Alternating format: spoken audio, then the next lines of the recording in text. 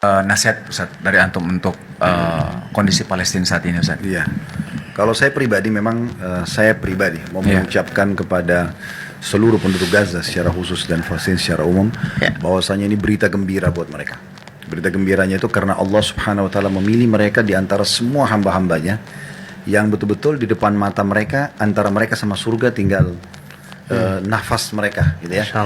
Jadi tinggal mereka tarik nafas atau hembus nafas ini bisa meninggal seketika. Dan ini tidak dimiliki oleh umumnya orang. Karena ulama mengatakan bahwasanya orang yang mati syahid itu adalah pilihan. Allah memilih mereka. Makanya dalam semua peperangan, kita mulai dari peperangan Nabi SAW itu umumnya orang mati syahid pasti lebih sedikit. Di perang Badr itu 314 pasukan muslim, yang meninggal mati syahid cuma 60. Padahal masa itu orang perang pedang sama pedang. 90% mati kan gitu. Kalau kita kan senjata masih dari jauh, peluru masih bisa sembunyi, kena tembok. Ini kan orang berhadap-hadapan. Di perang Uhud itu 700 pasukan muslim, 70 yang meninggal. Cuma 10%-nya. Di perang Khandak tidak ada korban muslimin. Di kota Mekah tidak ada korban muslimin, gitu kan. Nah ini di perang Hunain ada korban beberapa ratus orang muslim, tapi dibandingkan dengan jumlah musuh yang hampir 10.000 orang yang mereka kalah dan hanya menjadi harta rampasan perang yang besar, itu tidak ada nilainya. Intinya sebenarnya orang mati syahid ini adalah orang-orang yang Allah pilih. Jadi saya melihat sekarang dengan kacamata tanda kutip pribadi dan juga teori agama, sebenarnya Allah sedang memilih mereka. Allah memberikan ini berita gembira bagi teman-teman di Gaza, walaupun mereka mungkin ada yang melihatnya tadi ya, karena kesian dan segala macam. Jadi ini berita gembira, dan berita gembira juga kepada teman-teman Gaza karena melalui mereka maka Islam sekarang makin dikenal. Ya, karena kejadian ini membuat betul-betul saya nonton beberapa cuplikan orang-orang di Barat itu, mereka sampai membahasakan ini manusia apa ini di Gaza, gitu loh, dengan tegarnya, dengan kuatnya, sampai mereka terpicu untuk baca Al-Quran. Jadi sekarang yang tidak diangkat di banyak media juga itu banyaknya sekarang Al-Quran menjadi bestseller di sana. Orang yang datang ke masjid, ya di Brazil pun yang jauh itu ada cuplikannya kan, mereka datang ke masjid, mereka belajar. Ada yang sampai syahadat, ada yang sampai syahadat gitu. Ada TikTokers itu dia sampai melihat penduduk Gaza itu sampai buka Quran. Ada apa sih yang membuat mereka kuat ini? Gitu. Saya sekarang mau langsung sedikit mereka yang syahadat, dan saya nonton ikuti cuplikan mereka itu luar biasa. Berarti tanpa teman-teman Gaza sadari, gitu kan, mereka sebenarnya sedang dekat sama surga, dan para keluarga mereka itu dengan sangat cepat diambil oleh Allah sekarang atau nanti itu akan mati, ya kan? Tinggal tapi sekarang mati terbaik karena mati syahid, maka mereka mendapatkan itu. Dengan meninggalnya misalnya 10 orang dari keluarga dia, maka 10 orang ini punya 700 orang yang bisa diselamatkan, karena kan setiap orang mati syahid bisa selamatkan 70 orang. Berarti banyak sekali orang Gaza ini yang bisa menyelamatkan muslimin nanti. Sekian ribu yang mati kali 71 orang kan gitu. Itu luar biasa ya. Juga dari satu sisi mereka membuka mata dunia tadi dengan memperkenalkan Islam. Ini loh Islam. Kemudian juga ini berita gembira bagi teman-teman Gaza. Mereka sekarang betul-betul melihat teori agama depan mata. Oh, sabar itu begini rupanya. Nah, gitu loh kan. Iman itu begini rupanya, gitu. Oh, menghadapi musuh yang Allah gambarkan Yahudi itu sangat keras dengan orang-orang beriman. Oh, begini rupanya, dan seterusnya kan. Juga berita gembira bagi mereka, mereka membuka kedok siapa sebenarnya Zionis itu. Secara khusus umumnya Yahudi, tapi khususnya Zionis, karena memang orang Yahudi pun sebagian mereka tidak setuju sama Zionis. Tapi dibuka lah yang selama ini mereka selalu punya kemasan gitu kan, kemasan yang sangat baik sehingga mereka dihormati dan segala macam.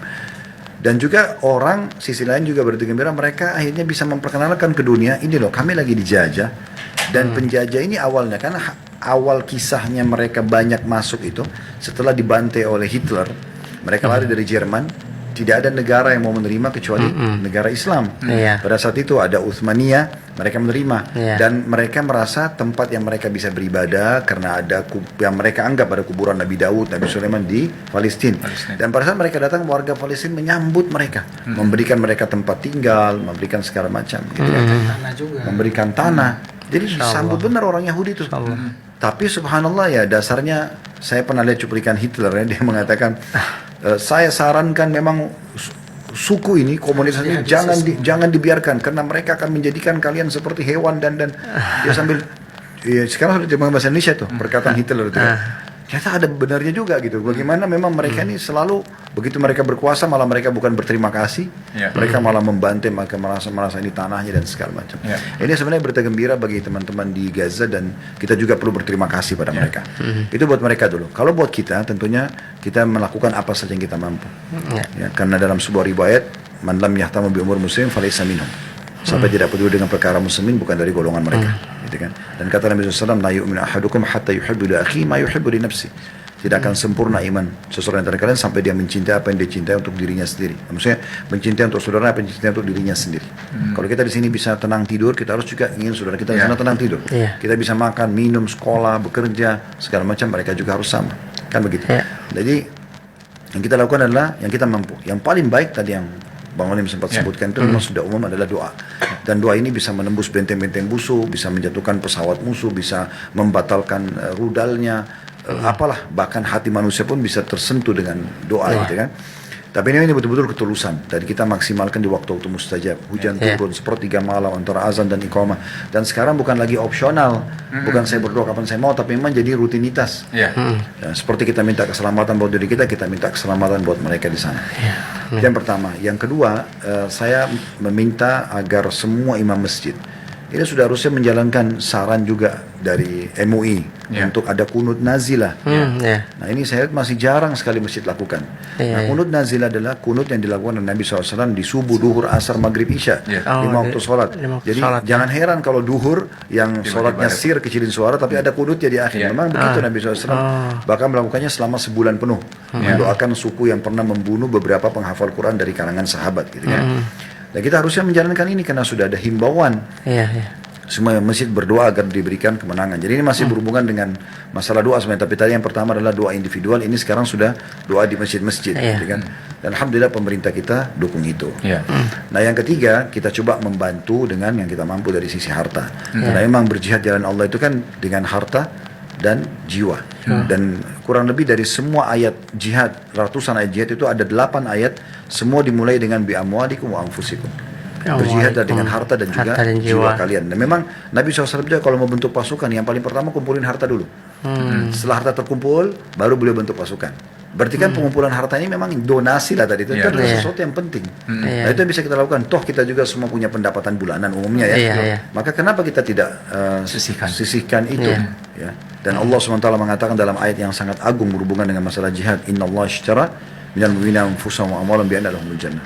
Allah memberi dari orang-orang beriman jiwa dan harta mereka agar dibalas dengan surga. Harta ini kita seperti beli surga dengan sumbangan itu kan. Maka berikan yang terbaik. Yang paling aman adalah tentu saja uang ya. Uang. Kalau kita memberikan pakaian atau makanan kan sulit. Kalau uang bisa sekarang dengan sistem transfer, maka itu akan lebih mudah. Nah ini yang bisa kita lakukan. Kemudian yang terakhir mungkin yang keempat adalah jangan kita lupakan kasus ini. Kita jadikan ini sebagai kasus pelajaran buat kita.